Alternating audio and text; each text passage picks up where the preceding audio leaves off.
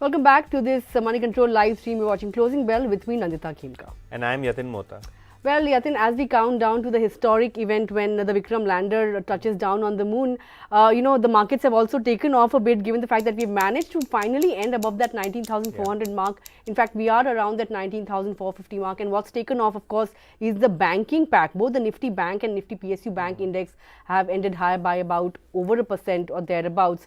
If you look at the mid-cap end of the markets, of course, Nifty mid-cap index is already over the moon. It has ended at a record high as well. And the small-cap index was also up around somewhere around 1% or thereabouts. Advanced decline ratio firmly in the favor of gainers. You had realty also that was doing well as a pack, and metals, however, have given up some of the gains that we saw in the first half of the session. So if you look at some of the nifty gainers, you have the likes of Axis Bank, SBI, ICICI Bank. A lot of banking names feature on the gainers list today. Hindalco has managed to maintain those gains that it saw in the first half of the session.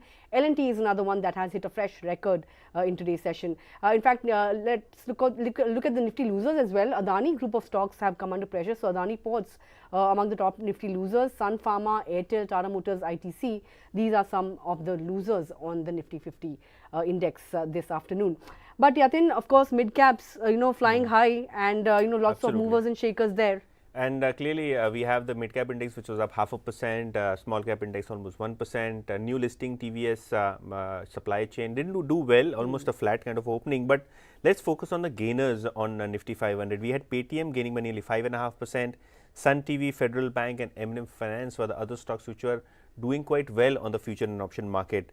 Flip side, today Adani stocks took a beating. In fact, most of the Adani stocks, Adani Power, Adani Enterprises, Adani Ports, all of these stocks were down anywhere between 5 to 7%. So clearly, the kind of move that we saw in Adani Group stocks converting into some bit of profit taking and selling, which has come about. Obviously, by the month end, we have the SEBI report, which will be submitted to the Honorable Supreme Court, and once the details are public, we could see some bit of momentum on either sides, plus or minus on the Adani Group of stocks. So we'll watch out for that one. Apart from the mid cap stocks, if you look at the small cap index, we have the likes of GMDC doing well, almost 15-16% higher for GMDC in trade today. Jubilant Ingreva, UCO Bank, CESC were the other movers in trade today. Obviously, I will talk about the mining stocks on the PSU side in detail, but defense stocks which are also associated with ISRO, right. Be it MTAR Technologies, HAL, the likes of L&T and also Astra Microwave, BEL, right. All of these stocks were moving in trade. In fact, Sunil Singhania just mentioned a tweet saying that Chandrayaan 3 costs close to 650 crores, but the market capitalization of the stocks involved in the Chandrayaan mission have been higher by nearly 50,000 crores. Oh my God, so that's quite that is the kind of fancy huge, the entire ISRO mission has seen. Obviously, in a few moments, we'll know how successful is the Chandrayaan 3 mission and how the space lander lands on the moon surface and carries out its research. But Nandita, what is the stock on your radar to start with? Well, you were talking about defense stocks and the stocks that have made a contribution to make this lunar, exercise a success, mission rather a success.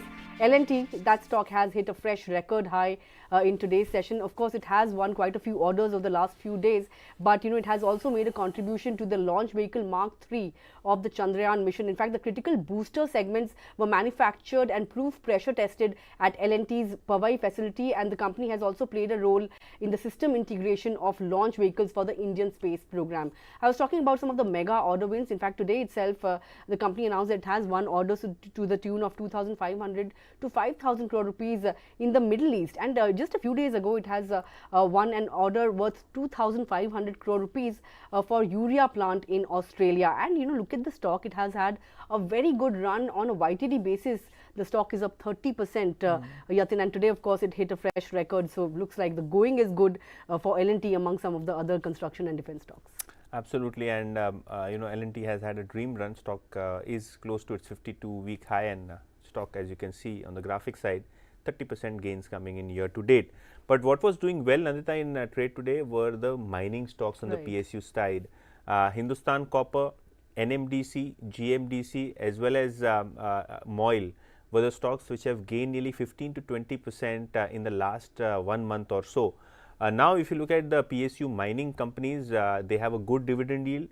good valuations as they trade, and most importantly, two things: the government's Atmanirbhar Bharat theme, in which we import a lot of metal and mining materials, and now the government is starting and pushing these companies to really ramp up production. And number two, the most important thing is the optionality that these companies could get because of the rare earth mineral mining opportunity. Now, as you know, India is planning to become a semiconductor hub. A lot of things have been spoken, but the rare earth minerals which are required to make semiconductors and other critical materials and engineering equipments, 90% of that is controlled by China. Recently when PM Modi visited the Western countries, especially US, he formed a consortium in which Indian mining companies also will be able to participate in the rare earth mineral blocks as well as invest in those blocks. So, stocks like GMDC, NMDC are always in focus. If you look at NMDC, they are planning to double their capacity in the next 3 to 5 years. From 50 million ton, they are planning to become a 100 million ton company by 2030 with respect to iron ore. GMDC 6,000 crore market cap, 2,000 crore in cash, 5% dividend yield, which is quite attractive, and obviously the rare earth mineral opportunity is here as well. When it comes to MOIL, again they are doubling their capacity, and if you look at manganese ore, India imports most of their manganese requirements. So, obviously when MOIL is able to ramp up the capacity, that will help India for the self sufficiency or the Atmanirbhar Bharat theme. And also talking about Hindustan Copper, few of the mines in Jharkhand are expected to get operationalized in the next few years, and probably that should also drive revenues. Apart from the EV transition, in which copper as a mineral is required manifold times versus conventional energy means or components, especially electric vehicles, wherein India is still importing a lot of its copper requirement from the overseas market. So, all of these stocks flying in trade, especially GMDC, which closed at the day's high 15% up, and MOIL also, Nandita, gaining by nearly 7%. All right, good going for some of these mining stocks, but also good going for something like a CG Consumer. They have unveiled a strategy 2.0, Crompton 2.0 strategy to improve their operational efficiency, and which is why CLSA has upgraded the stock and has raised the target price to 365 rupees per share. Now, the company will be dividing, under this strategy, the company will be dividing its business into several strategic units, and they will be premiumizing their product portfolio and entering into switches, switch gears, wires and cables business. Recently, of course, they had merged with kitchen appliances company Butterfly Gandhimati as well, and the switch to growth model will be largely move away from profitability but focus on growth, and that could come at the cost of margins as well. But the new growth strategy will lead to double-digit revenue growth. That's what the management believes. Now, CLSA believes that this new strategy will, of course, allay concerns around the company. In fact, the near-term earnings may look a bit soft, but robust execution will ensure that the medium-term growth is quite good going forward. The company is aiming to plug crucial gaps in their portfolio and looking to increase contribution from the nascent categories as well.